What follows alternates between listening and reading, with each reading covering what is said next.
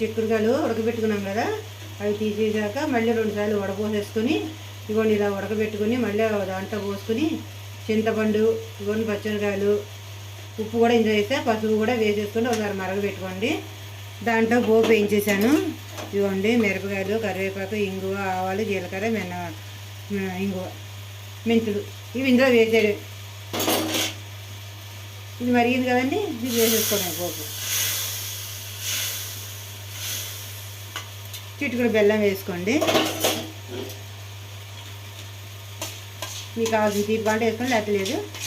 చిక్కుడుకాయ దాంట్లో ఉడకబెట్టిన వాటిలో నీళ్ళండి, చారులాగా శుభ్రంగా వడపోసేసుకుని ఇలా మగ్గ పెట్టుకోండి. ఒకసారి నీళ్ళు ఉడికిన తర్వాత పోపు, అది చింతపండు, బెల్లం, ఆవాలు, జీలకర్ర, మినపప్పు అవన్నీ వేసుకోండి. ఇలా పోపు పెట్టేసుకుని అయిపోయాక దింపేసుకోండి.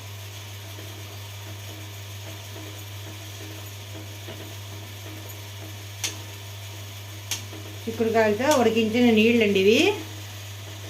తీసేసుకుని 1-2 సార్లు వడపోసుకోండి. వడపోసుకున్న తర్వాత బెల్లం, చింతపండు, ఇంగువ, పసుపు వేసుకోండి ఇందులో.